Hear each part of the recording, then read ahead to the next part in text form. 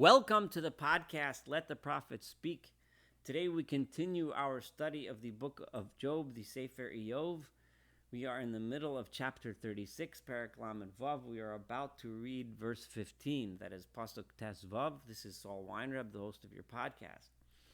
We were in the middle of Elihu's discussion of the idea that through suffering, sometimes a person can make himself better, can improve his life. He can find the things that were faulty, that were wrong, and turn them into an advantage, make him into a stronger, better person, and thus a better servant of God, and then find happiness despite the suffering. So as he says this, he's continuing on this theme. He says in verse 15, Yichaletz ani v'anyo. He saves the poor person with his poverty. I've seen this translated in many ways, but I think my translation here is sticking really close, as close as I possibly can, to the actual grammatically correct meaning. Bit anyo, meaning with his poverty, God is saving him. What does that mean, he saves him with his poverty? Because the poverty itself is, in this situation, something that saves the poor person. I know if somebody says this who is riding high and living well, and he says this to a poor person, it can come off sounding extremely arrogant, which is part of the reason why during the study of this book of Iyov, I kept going back to one of the most important books I know of, written by a person who absolutely has the credentials, who can discuss what real suffering is, and that's Viktor Frankl in his very famous book, Man's Search for Meaning, a person who lived through the concentration camps. So if anyone knows what suffering is, he does. But about becoming a stronger person, not that no one would wish suffering upon anyone, and especially the person who's innocent. We're admitting, remember, Elihu said, and we studied this in the last podcast, the person is a tzaddik. He doesn't deserve the suffering as a punishment. However, in God's wisdom, for whatever reason, he decided to make him have this in his life. So this poverty that this person is going through can be used as a method of rescue. He can become a better person. V'yigel balachatz oznam. And with the pressure, the lachatz, the pressure, Yigel, he will reveal in their ears, right, give them an understanding as to what they can do with their lives and how to make their lives better. The next verse is I want to compare it with the verse in Tehillim, in Psalms, chapter 118, verse 5. And this verse is going to kind of ring out through the rest of this chapter, and so it's going to be kind of like the background verse for this entire chapter. And there's no question in my mind that Elihu was thinking about this when he said this. So and the verse reads Min HaMeitzar, which karasi ya, right? I called out to you Min HaMeitzar, from the tight place, from the place where I was stuck in a small, narrow place. Anani, but you answered me bamerchavya, from the wide open space. Now focus and zero in on those two key terms: min hametzar, from the tsar, the tight, narrow place, and merchav, the wide open space. And I want to read you a paragraph from A Man's Search for Meaning. It's on page 89 by Viktor Frankl, which I think it's really, I know I don't do this often in this podcast, but I think over here it's so enlightening, and it so helps us understand the rest of this chapter, and this idea that Elihu is trying to portray of if while while you're in the time of suffering, you use it to learn lessons, and you use it to find some sort of meaning in your life, right? Rather than complain about it and be angry about it, that it gives you the opportunity to then be a much better person when the suffering lets up, when the suffering goes away. And this paragraph takes place in the book after he was released from the concentration camp.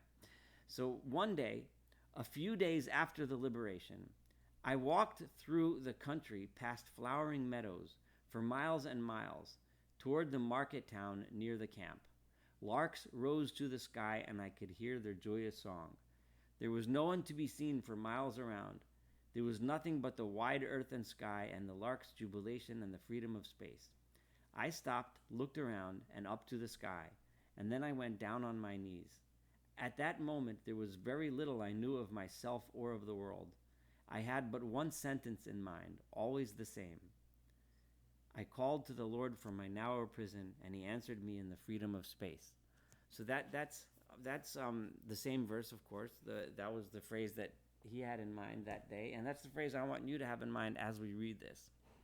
So verse 16, and I know there's a lot of different commentaries of different approaches to this verse and the rest of this chapter. In some cases, I may make reference to some of them, but I want you to keep that image in mind. The tightness, the tsar, the narrow space, and the rochav, the wide open space. So he just said in the last verse that with the suffering, God redeems him. The suffering itself is an opportunity for redemption, an opportunity for learning, an opportunity to become a better person. V'af hasischa mipi tsar, right? And he even, right? And here Elihu is addressing Eov, and he's saying he even has convinced you to step away from that place of tsar, that place of narrowness, that place where you were stuck. Rachav, and he took you, right? He convinced you to leave that place, and he took you to a rachav, to a wide open space, where lo mutzak tachteha. There are no cliffs or rocks beneath this wide space that you're going to fall off and hurt yourself. V'nachas shulchancha, and the things that are placed upon your table, right? This word nachas here is from the word hanacha, to place. Those things that are placed upon your table, in other words, the things that are in your lot are malei dashen, are full of fat, wonderful things.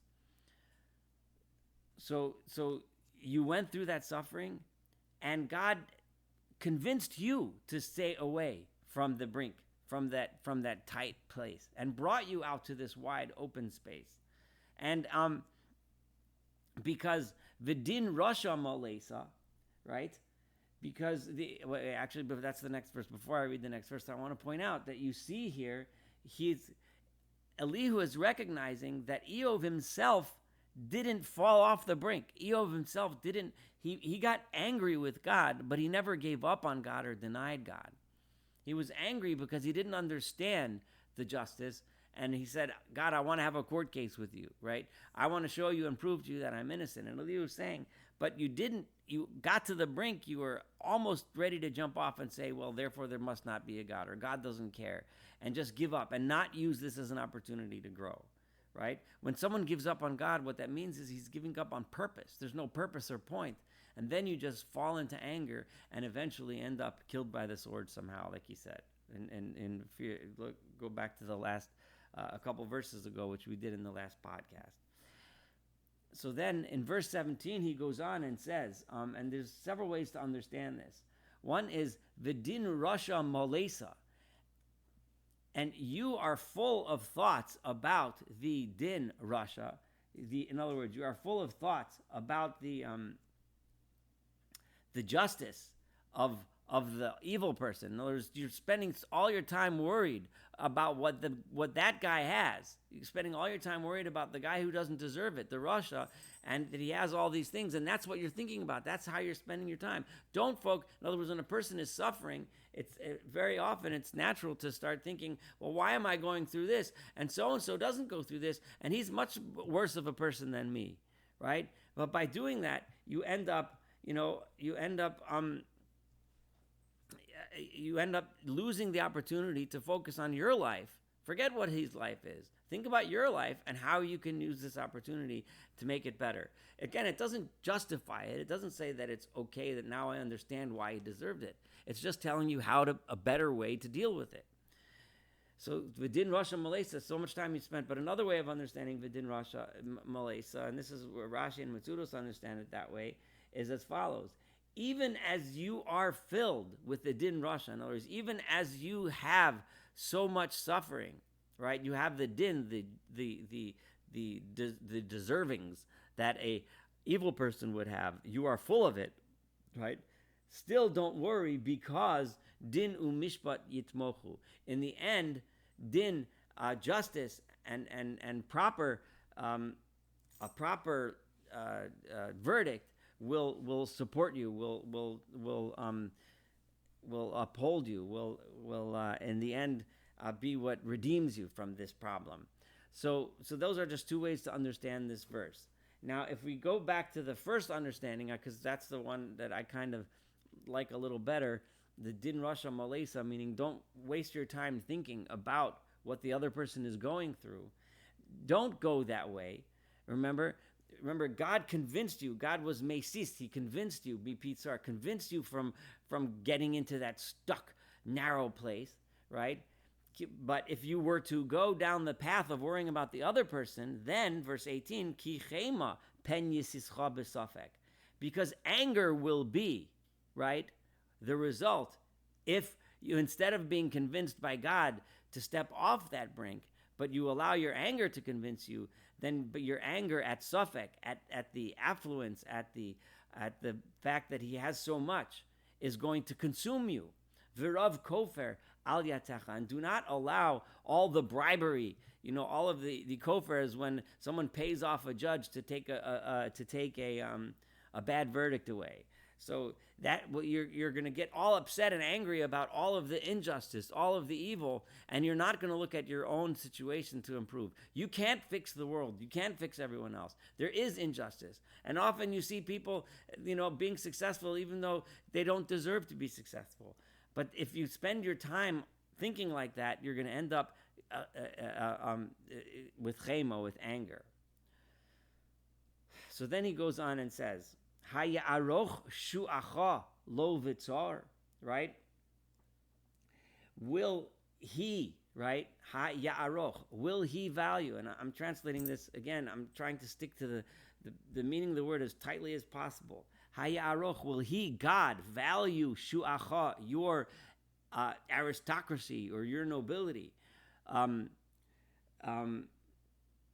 When you are not in that narrow place, in other words, let's say you were not in the narrow place, let's say you were in the wide place, right? Let's say you were out successful in the world and you were the big macher, you were the big guy, you were the guy in charge, you were the shu'a, you were the noble, right? Does God value that? Haya aroch shu'acha, does God value your nobility? V'chol ma'amatze koach, does God value all of those people who are ma'amatze koach, who are powerful and strong? Does that help them? No, it doesn't. And let's see verse 20. Al tish'af halayla. Do not al tish'af. Lishof is to long for something, right? So al tish'af halayla, meaning do not desire tonight la'alot amim tachtam, that you should replace the powerful with the powerful people that you see that don't deserve it, and you're spending your time being sho'ef, just dreaming and wishing to replace them with amim, with the people of the general, the popular folk. In other words, the people that you think do deserve it, that are more righteous. You're spending so much time thinking about your justice, and that you're getting so full of anger that you're missing the opportunity to use this properly. Hishamer, be careful, verse 21, right? Why? In other words, why shouldn't you spend all of your time thinking about justice, right? I mean, that seems like a pretty good thing to think about. Getting out the corrupt leaders and replacing them with the right ones. The reason why, he's not telling you that you shouldn't think about justice. What he's telling you is, because if you're sho'ef, if that's all you're thinking about and you're consumed by it and you're not improving yourself, then al tefen, right? Be careful, because al tefen el oven. Don't keep turning towards the sinning, right? Don't keep, in other words, looking at everyone who's sinning and wondering why it is that they're getting what you feel they don't deserve. Ki al zeh bocharta me'oni. Because this is the reason, right? This is the real reason why you have been chosen, right? Now there's there's a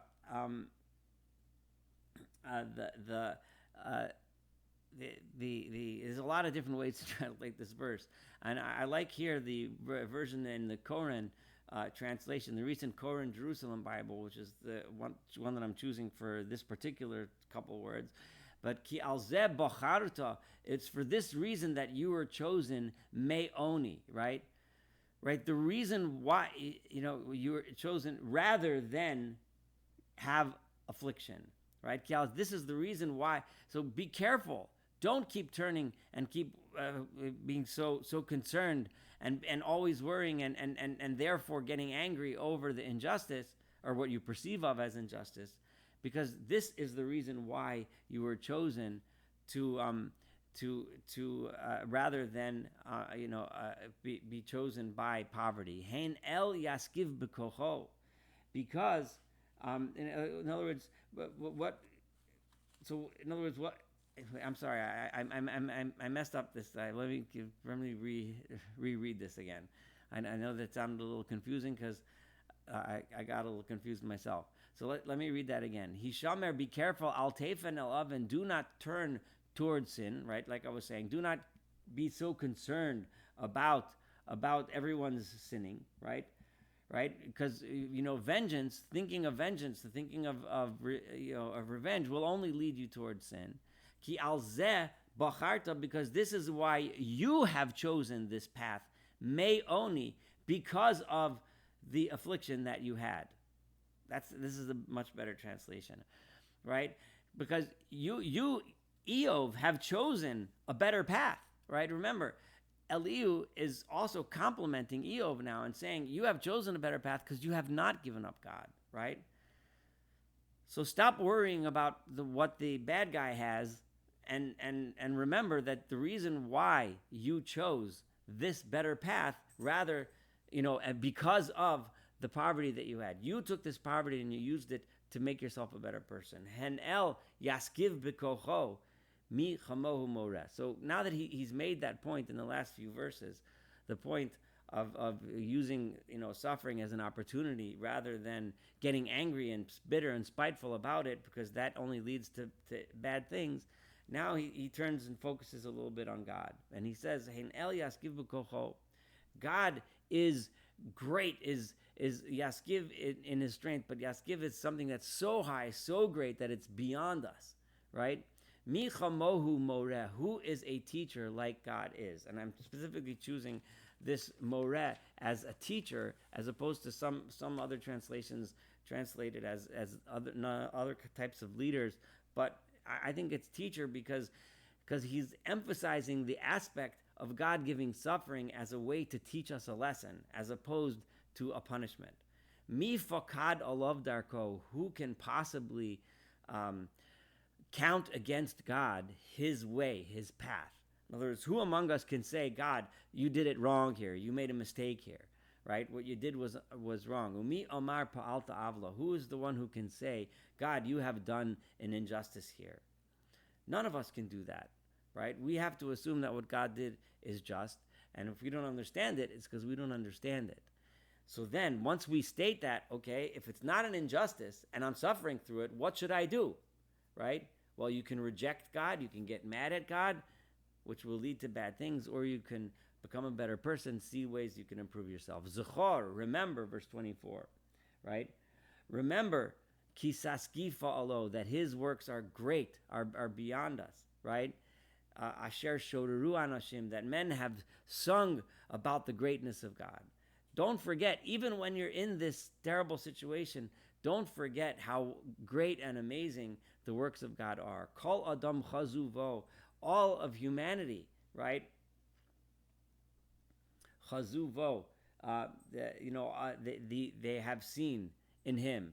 So in other words, all of history, the people who have recognized God's greatness, the ones that he just referred to in the last verse, those people, when they look at God and they think about God and they consider God, they realize that God knows Kol Adam, all of history, Enosh Yabit Merachok, they know, right, that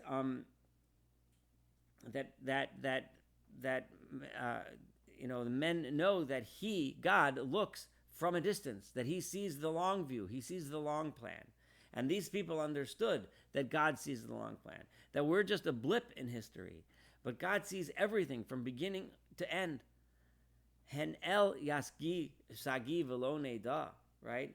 So it's obvious, right, that you should see, right, from all of this what I said, right, that he is great and above us, and we cannot possibly know mispar shanov, how many years God exists, velo cheker, right? There's no way that can be counted, right? There's no way we can search it. We can't explain God. So don't, just because we don't understand and I can't fully explain it, doesn't mean you should then get angry and not use the opportunity to be better.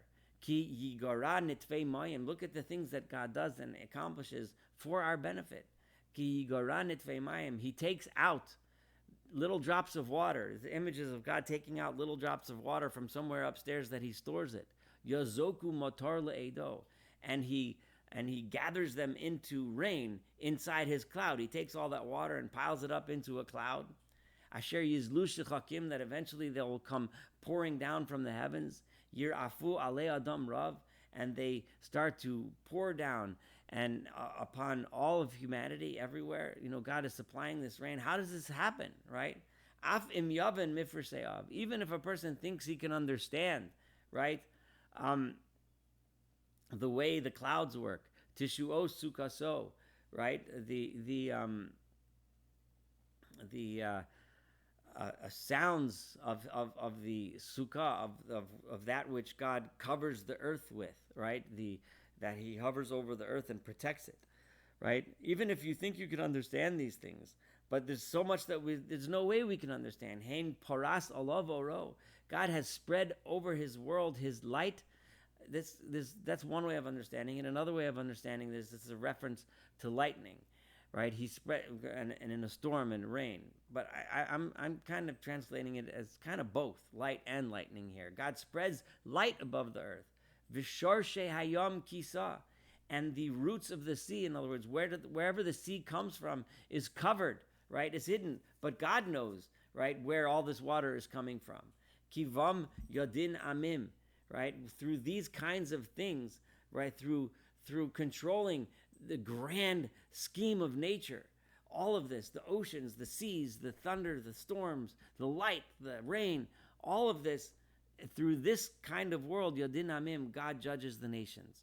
It is through the world of nature that we see, right, that the ultimate judgment comes, that corruption eventually leads to failure. Yiten ochel lemachbir. And more importantly, through all of this, through this entire system of rain and so on, God gives food, a tremendous amount, in such a huge way, because it's enough. He gives sustenance to every living creature on earth, has what it needs because of the system that God developed. This is so much beyond our grasp. There's no way we can come to even remotely think that we can understand how God works and why. Al kapayim kisa'ar, God covers his hands in this light. It's the image of God having the light shining and waving it over the earth. The vayetzav olav b'mafkia, and he commands and decides where. I'm sorry, vayetzav oleha b'mafkia, and he decides where that light is going to come down. Whether the ones that we're translating or light as lightning here is saying God is like shooting lightning in different directions. I don't think that's what it means.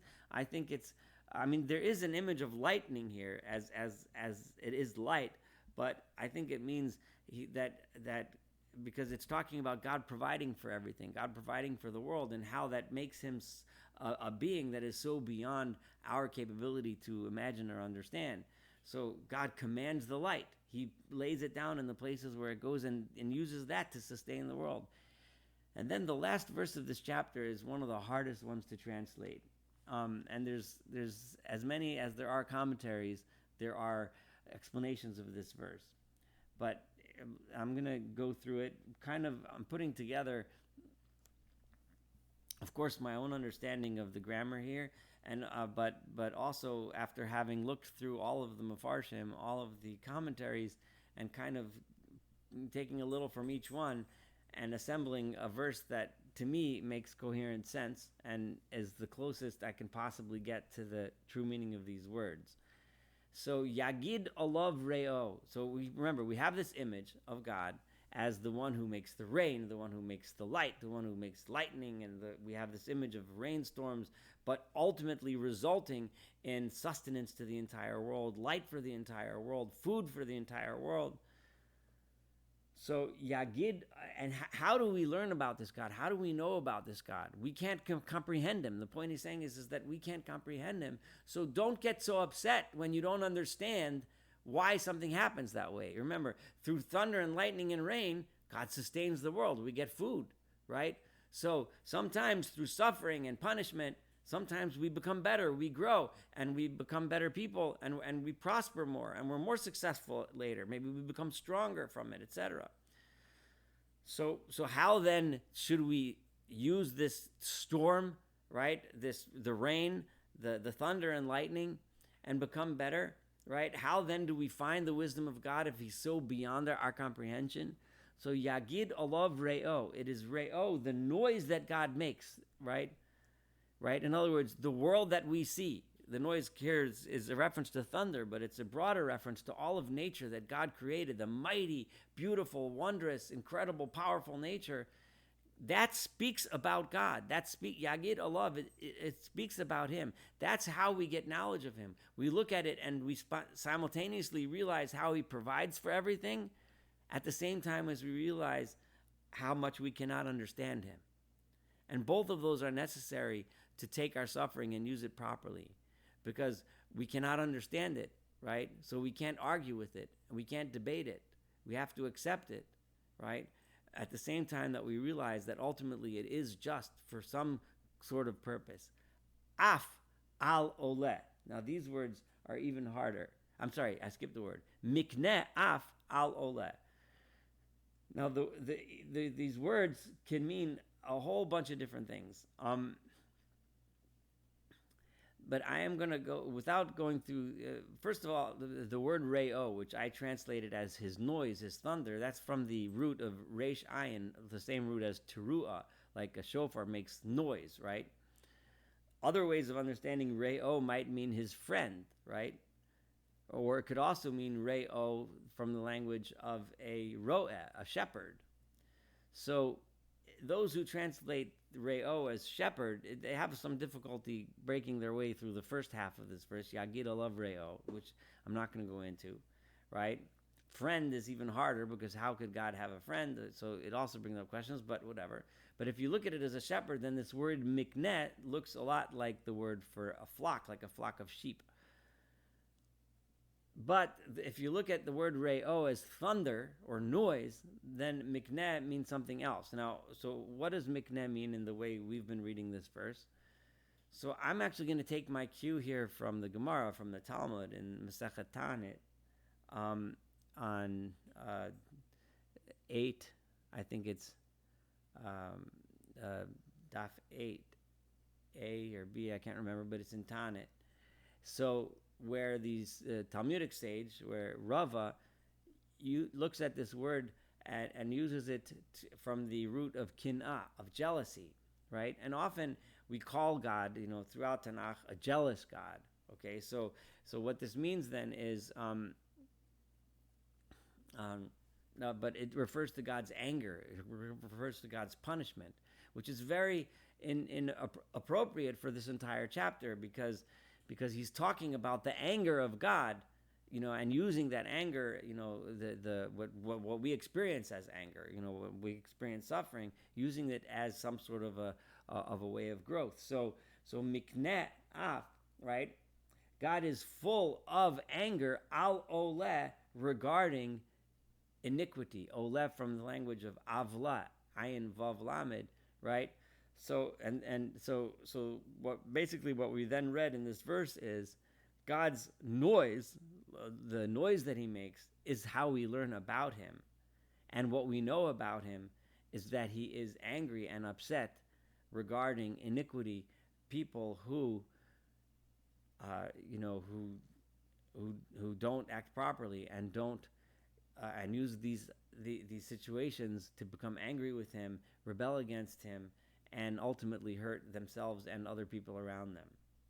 So this is the end of this chapter, even though Elihu continues in the next chapter, and there isn't really the best breaking spot over here, but this is where the chapter ends, and we will continue Elihu's speech for the final portion of his speech in chapter 37. I know this was a really tough chapter here, but also a very interesting one with a lot of interesting points, and I hope you enjoyed it. Thank you so much for studying with me. I look forward to studying chapter 37 and the rest of this beautiful book together. Have a wonderful day.